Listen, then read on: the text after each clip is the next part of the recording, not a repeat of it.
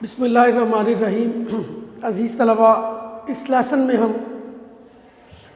علامہ اقبال کی نظم خطاب با جوانان اسلام کے 8ویں شعر سے شروع کریں گے اور یہ انشاءاللہ اس میں ہم مکمل کرنے کی کوشش کریں گے۔ 8واں شعر ہے کہ گنوا دی ہم نے جو اسلاف سے میراث پائی تھی، ثریا سے زمین پر آسمان نے ہم کو دے مارا۔ ہم نے جو وراثت ہمیں ملی تھی وہ ہم نے ضائع کر دی، جو وراثت ہمارے آباء و اجداد نے دی تھی وہ ہم نے ضائع کر دی۔ گنوا دی ہم نے وہ جو اسلاف سے میراث پائی تھی۔ وہ وراثت جو ہمیں ملی تھی، کیا وراثت تھی؟ جو مسلمانوں کو ملی تھی اور مسلمانوں نے اسے ضائع کیا کہ پسند نہ آیا، یہ بلندیوں پر تھے، زمین پر آ گئے اور بے یار و مددگار ہو کر رہ گئے۔ اس وراثت کو ہمیں سمجھنا ہے۔ وراثت کے حوالے سے اگر سطحی معنوں میں لیا جائے تو یہ ملک و ملت، آباء و اجداد نے بہت قربانیاں دیں اور اس وطن کو حاصل کیا تھا۔ یہ وطن ہمارے آباء و اجداد نے ہمیں بنا کر دیا، اس کے لیے خون کی ہولی کھیلی گئی، کتنے ہی سہاگ اجڑے، کتنے ہی ماؤں کے فرزند کام آئے، تب جا کر یہ وطن عزیز ہمیں، یہ ملک ہمیں دیا گیا۔ لیکن مسلمان حکمرانوں کی عیاشیوں کی وجہ سے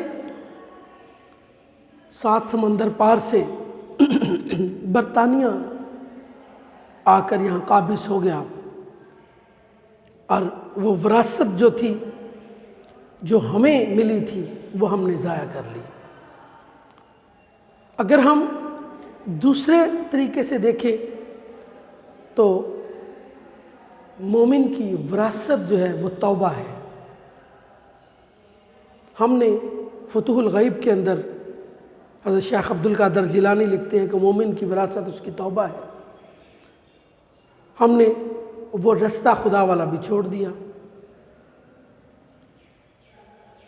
ہماری وراثت قرآنی تعلیمات تھی، اسوہ رسول تھا، جس پر ہمارے آباء و اجداد چلتے تھے، ہم نے ضائع کر دی۔ آج ہم مٹیریلسٹک ہو گئے، ہم مادہ پرست ہو گئے، دنیا ہی ہمارا اوڑھنا بچھونا ہو گئی۔ ہر حوالے سے لیا جائے تو بات یہی ختم ہوگی کہ ہم نے وہ سارا کچھ اپنے ہی ہاتھوں ضائع کر لیا۔ علامہ اقبال کہتے ہیں کہ لے گئے تسلیس کے فرزند میراث خلیل، لے گئے تسلیس کے فرزند میراث خلیل، خشت بنیاد کلیسا بن گئی۔ لے گئے تسلیس کے فرزند میراث خلیل، خشت بنیاد کلیسا بن گئی خاک حجاز۔ وہ طور طریقے جو مسلمانوں کے تھے ہم نے جب چھوڑ دیے تو پھر ہم رسوائی ہمارا مقدر ہو گئی۔ وہ طریقہ کار جو مسلمانوں کا ترہ امتیاز تھا وہ ہم نے چھوڑ دیا۔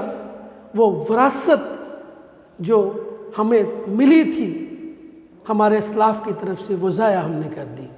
وطن کو اگر وراثت لیا جائے تو پھر یہی تھا۔ وہ بہادر شاہ ظفر کا مجھے شعر یاد آ رہا ہے، چونکہ آخری مغل بادشاہ بھی وہی تھے کہ صبح کے تخت نشین شام کے مجرم ٹھہرے، صبح کے تخت نشین شام کے مجرم ٹھہرے، ہم نے پل بھر میں نصیبوں کو بدلتے دیکھا۔ کیونکہ ہم نے آباء و اجداد کی وراثت عیاشیوں بدماشیوں کی نظر کر دی، لہٰذا غیر ملکی یہاں پر آ کر قابض ہو گئے، لہٰذا ہم حاکم سے محکوم ہو گئے۔ یہ 2 اشعار اس میں جو میں نے کہے،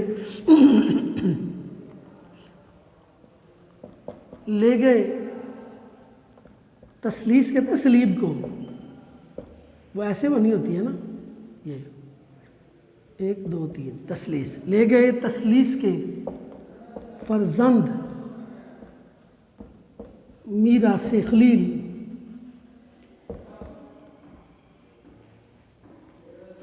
خشت،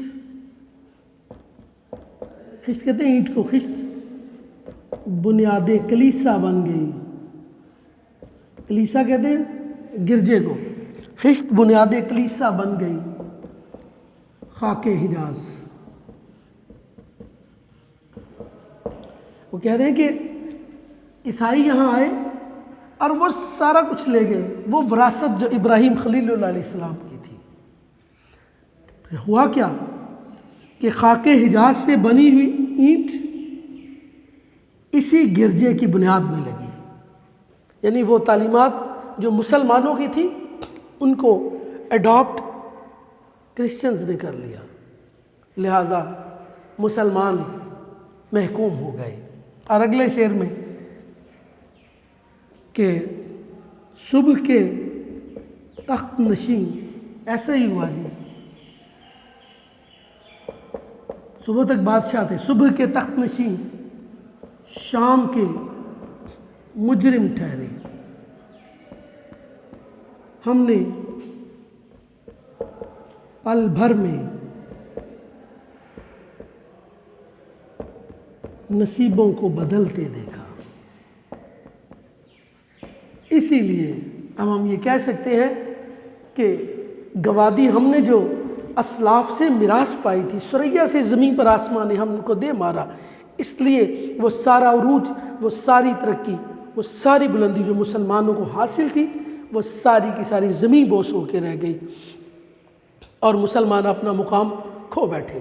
اگلے شعر میں کہتے ہیں کہ حکومت کا تو کیا رونا، کہ وہ ایک عارضی شے تھی، حکومت چلی گئی کوئی بات نہیں دنیا کے آئین مسلم سے کوئی چارہ۔ یہ دنیا کا تسلیم شدہ قانون ہے کہ وقت جو ہے وہ ڈھلتی چھاؤں ہے، کبھی اس منڈیر پر کبھی اس منڈیر پر، یہ عروج و زوال اقوام کے اندر آتے رہتے ہیں۔ حکومت کا تو کیا رونا کہ وہ ایک عارضی شے تھی، نہیں دنیا کے آئین مسلم سے کوئی چارہ، یہ دنیا کا تسلیم شدہ قانون ہے۔ سورہ آل عمران میں اللہ فرماتے ہیں وَتِلْكَ الْأَيَّامُ نُدَاوِلُهَا، یہ دن ہیں جنہیں ہم لوگوں کے لیے پھیرتے رہتے ہیں، دیکھتے ہیں۔ اگر کوئی کسی چیز کے اہل ہوتا ہے تو اسے وہ دے دی جاتی ہے، جب کوئی کفران نعمت کرتا ہے تو پھر وہ نعمت اس سے چھین لی جاتی ہے۔